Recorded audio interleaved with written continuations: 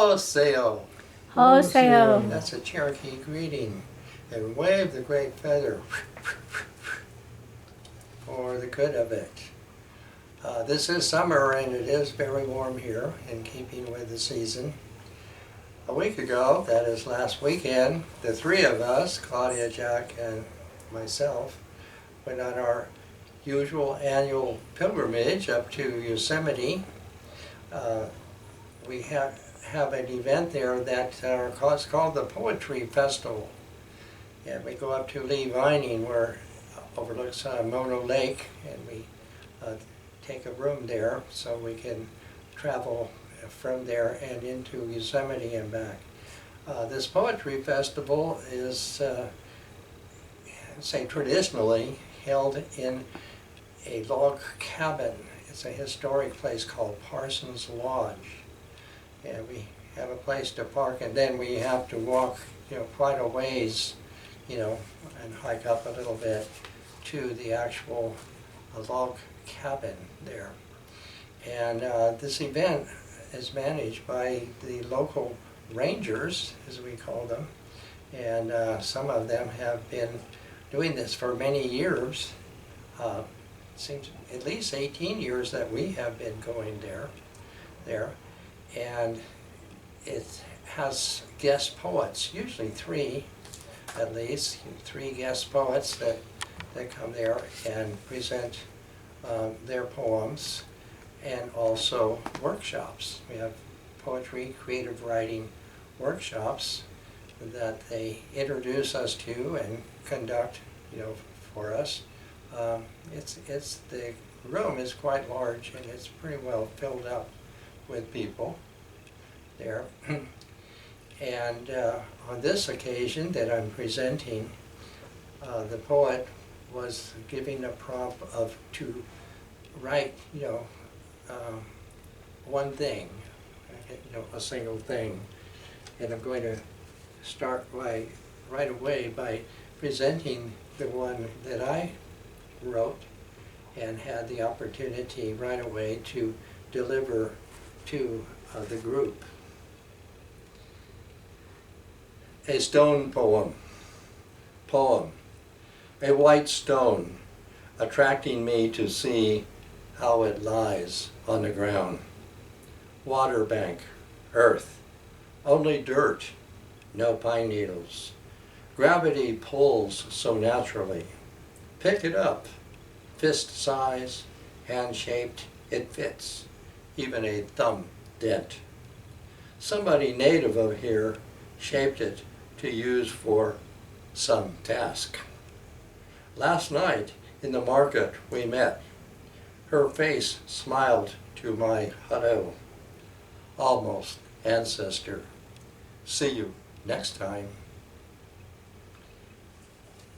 Now let me give you the references, if you can go right over here to this. This is a substitute for the stone that's in the poem, because this one is smaller than that, but it is a stone from there that somebody did shape. A native had shaped it, and I mounted it in a basket to kind of give that impression that it is something that a human has made, at least by shape. And above it here, this is a photo of Coyote Kate, that she is a native woman of Northern California. And the reference, they're almost ancestors, is actually the title of a book, Almost Ancestors, the First Californians. And it was authored by Theodore Kroeber and Robert Heitzer. And her name Kroeber has come from Alfred Kroeber. He is a well-known anthropologist who has written books on the California people like that. And the book features mainly a collection of photographs of these indigenous people, or first Californians. Similar to this one I've collected some time ago. I don't remember whose photo it is, but it does serve to refer to the native woman I met in the market, Coyote Cape. So that's what I like very much. Now my theme for this particular talk, I'm calling it the summer buffalo. And I'm going to go all the way up here to the top. You can see this wonderful photo of a buffalo that certainly looks like he's in a field during the summer because the grass is all dry there. They come right down below it. This is my painting on a shield for the summer buffalo.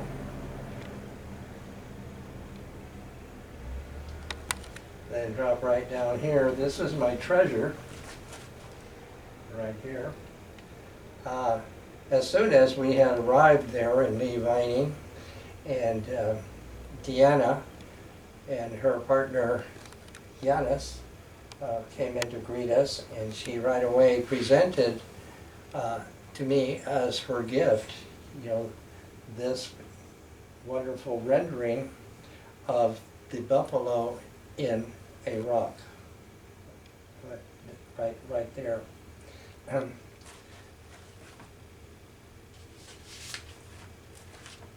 And to say who she is, you know, she is Deanna Beachley is a published poet, a talented artist, a college teacher there in Las Vegas, and mi amiga most dear, and her partner, Senor Yanis, have several of my paintings in their home. Deanna finds unique stones to creatively replicate, rendering them in Prismacolor and watercolor, bringing into focus the nation that pebbles our planet. So that's a wonderful presentation there I have of that. And right down below it, this is a soft-body buffalo known as Earth Watcher that I found in the California Nature Center. That is different from the other nature center there, which is Mono Lake. And so almost that he or she may have come out of that stone to pose here, just like that. And right down here in front of it, again, this is actually buffalo fur given to me by Vivian Olds, and it's an actual strip of hide, tanned hide. So you can see how very, very thick the hair is. And over there, alongside of it, this is a handcrafted buffalo, very much call it like folk art, and it comes from the Abenaki of New Hampshire. And it's very, very, very well made and very personable, and does suggest how ubiquitous the buffalo is in Turtle Island. Then you can go all the way over there to that buffalo.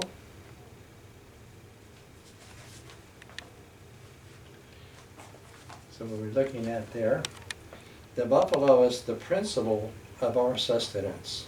The light principle is sustained by the sun in the buffalo. The buffalo is the own being, that is reality. So I have a sun in here, like that. And this also is the symbol, Kagya Kasapa, and this is the symbol of the Black Hills. The Black Hills is this mythical source of the buffalo, the origin, and also of the Lakota people. And I would guess that this is a stylized buffalo hoof or toe that way. And it's surrounded by red, meaning the Black Hills is surrounded by a red clay called the swordfish. And coincident, when the Pleiades arises in the summer, it is the head of the white buffalo constellation. And that is also then meaning that the people traditionally go there to Harney Peak for the ceremony of the rising of the head of the great white buffalo constellation, and also for the beginning of the Thunderbirds, the Walkinians. So that's all coincident there.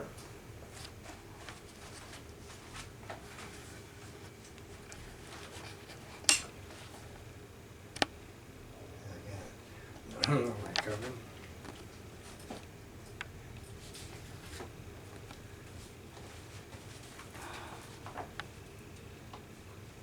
Now I'm going to do a reading from creative writing. I think it was about 3 years ago, 2 or 3 years ago. We were up there at the Poetry Festival at the Parsons Lodge, and there were fires. And these fires in the forest all seemed to be west of where we were. But it rained ashes. In other words, little flecks of ashes were coming down kind of like soft rain there. And I don't remember what the prompt was, but anyway, I did a creative writing on that whole event that I'm going to do a reading of, and that I have items here in my display to illustrate it. And so I'm going to start up here where you see the fish. So the title of my creative writing piece is Hot Winds Moon. Season, summer. Wind, fire. Moon totem is trout. Color, green. Now, come down here. I've given it an effect to illustrate. Starts with fire, dry grass, orange flames, gray-white smoke, hills now of ash, bear the point, all rocks showing their gray shapes, point, rocky point, point of up-thrusting mountain. So I have all of this here to illustrate that. Right there, see her finger pointing. How sharp she looks, fingernail hooks like scratching at an itch, stretching across the blue of sky. Stone still, yet moves the blue, makes all move. Scan, scan, Dr. Scan, that's Lakota for whatever has life and moves therein, Sky One. I go all the way over there to the Coyote end. Granite pebble, a trail fine, with 2 points, looks like coyote ears for his white moon horns. Aha, the great white buffalo constellation of summer. Now come down here to the white buffalo. His head is Gilyehi. Gilyehi is the Navajo name for the star points of the constellation of Pleiades. Now way up here in the Yosemite Mountains, there are treetops. Yeah. Go up here to this thing.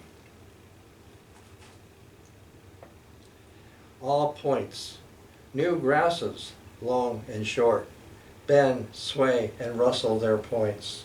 Hilly curves curve around a mound, born. So I used this picture wonderfully of the buffalo animal browsing the grass. That's a very calming image for me in this.